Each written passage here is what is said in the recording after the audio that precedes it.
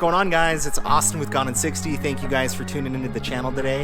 If you guys are new to the channel, please give me a thumbs up. Please subscribe to the channel. Turn on the notification bell. I try and at least come out with one video a week. Hopefully here soon I can do more than that. But just thank you guys for joining me today. I want to share with you an experience I had over this past weekend. And I don't know if you guys are like me, but I love cars in general. I love all cars. And I'm always curious to try models to kind of see what's out there. I drove a Ford Ecoboost Mustang Premium, and I want to share with you guys just a few quick thoughts on what I thought of the car. I also wanted to try out the Chevy Camaro. I've always really liked the Chevy Camaros, to be honest, and so I actually had a chance to drive a V6, so stick around to the end of this video, and I will share with you guys my thoughts on briefly driving the V6 Camaro and what I thought of it. So the car I drove was in Velocity Blue. It was a premium model. It was a 2020 automatic, and it had the digital gauge cluster. And I've seen other reviews on the digital gauge cluster, but guys, I'm telling you, it's a game changer. Depending on the track mode or the different modes you put in, the gauges completely change how they look, and it's really cool. You know, track is just a straight line straight across. You know, sport has some different unique things. It was really cool and I really liked it. And what's funny is some of the things that Ford has thought of are things that I've had to do personally on my car. Like, I know if you guys have watched my video, you know, I don't like the door sills on the Dodge Challengers are basic. I have no door sill. You know, on the premiums, and I'll show you guys some images, but down here, these all light up and you can change the colors. As you guys know, I installed some lights underneath here to be able to change colors on my own. Ford has already thought of that, and it already has that, and you can actually change the colors of the gauge cluster. You can also change the lighting in here. Those are some things that I thought was pretty awesome in terms of just what I liked. And I'm going to share with you guys just kind of a few clips of changing those colors of those gauges and what they look like. And then I'll kind of jump back into what I thought overall of driving the car, kind of my experience with it, and just kind of give you guys my perspective from a Dodge Challenger Scat Pack owner's perspective. Hey guys, what's going on? It's Austin with Gone in 60, just giving Ecoboost Mustang a go. I was just curious to see what these can do, and I'm actually quite surprised of how awesome these cars perform for a 4-cylinder turbo. So more information coming on that, but this one I'm driving, it is an automatic. Anyways, it does have the digital dash. It really has just about every feature that you could want on it. Leather seats, all the lighting changes in here. It's really cool. I'll show you guys that real quick. So what you do is you select on the pony, you come down here, you go over to my color, you can do the primary color. So you can do blue, orange, changes that. Then if you want to do, let's actually go to the ambient light.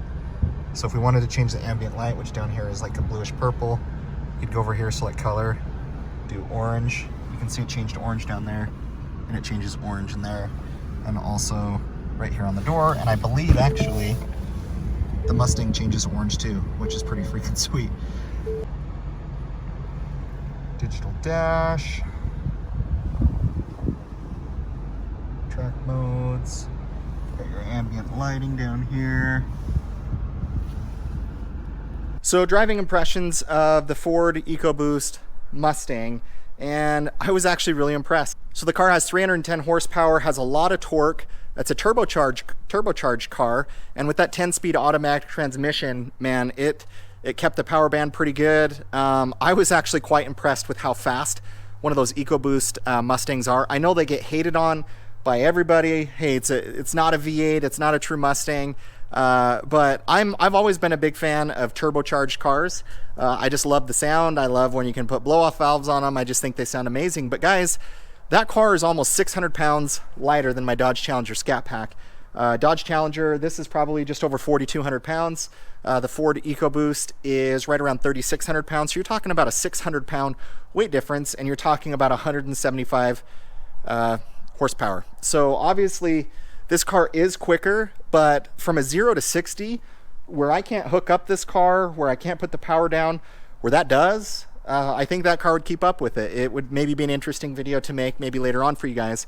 But my driving impressions is I actually really liked it. I actually thought it drove really smooth. The turbo has quite a bit of power. It can get anywhere, I think, from 21 to I think 30 miles per gallon, which I think is pretty cool. Obviously, I really don't care about that just because I drive a big V8 and I want to have fun. But I was really surprised at the power that it had, how comfortable the ride was. It wasn't the high performance model. The high performance model actually comes with 330 horsepower.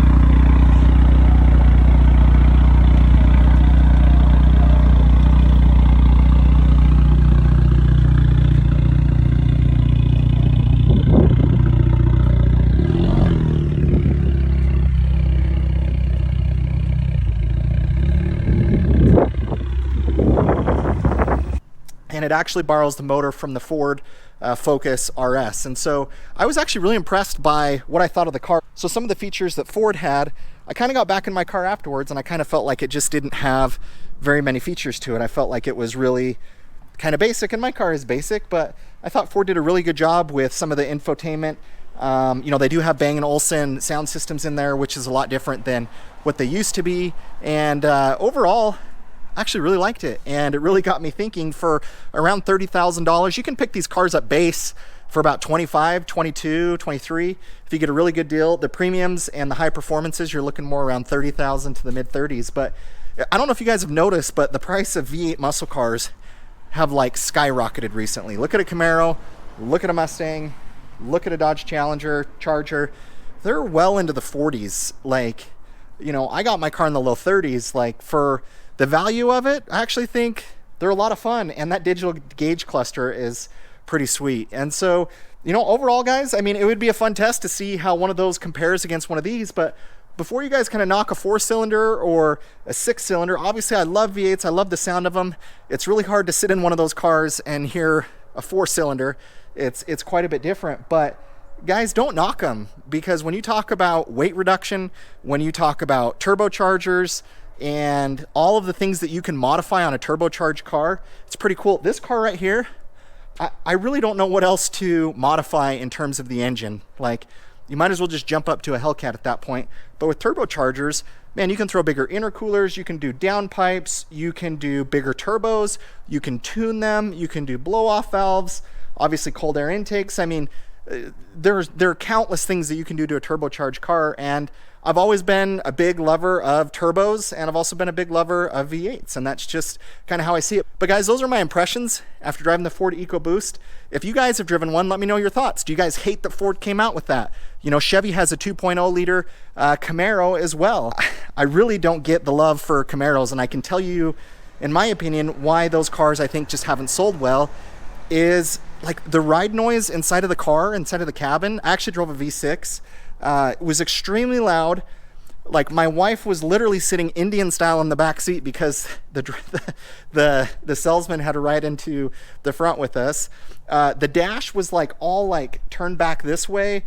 I thought really the air vent, in terms of adjusting the temperature, if you guys haven't seen that, you can adjust the temperature and the pressure of your heater, of your AC, just via the vent, just by twisting it. I found it really annoying. The dash, in just terms of how it was flipped, the ride quality inside it was really noisy. The Ford was so much quieter. The V6 on the Camaro actually sounds really, really good. I think Chevy has done a really good job with the Camaro in terms of how those V6 sound. They sound really good. I still think the Ford EcoBoost would take it, honestly, if I line those two up together. It just, that EcoBoost, when that turbo kicks on, it really pulls pretty good. So, you know, those were some quick driving impressions that I had this weekend. Maybe you guys are like me. Maybe I'm crazy, but I always like to just kind of see what's out there on the marketplace and try new things. But good job, Ford. I think you guys have done an awesome job with your car. So as you guys may not know, and I'll share with you guys, Ford no longer makes their V6 motor for the Ford Mustang. You can get a 4-cylinder. It's a 2.3 liter EcoBoost engine, or you can get the 5.0 GT motor. And, you know, obviously from there, with the Shelbys, you get into some different displacements and everything else, superchargers and other things. But so for Ford, their lineup is 4-cylinder turbocharged or V8. Chevy has a 2.0 liter turbo motor, and it puts out 275 horsepower. They have their V6 that puts right around 300 horsepower, 330 something, 335, 336. And then they have obviously their V8 that you can get into, and then it goes up from there as you get into the different trim levels of the Camaro. So Ford is someone that, you know, I think has been an innovator in trying to make their cars lighter in terms of trying different things out. And, you know, for me, as we look at kind of the electric wars that are going on, I actually like that Ford's doing something a little bit different, trying to put a turbocharged. I think a lot of you out there probably look at those turbocharged cars and just hate them, hate that they're in a Mustang or a Camaro. You know, obviously Dodge, they're still making the Pentastar V6.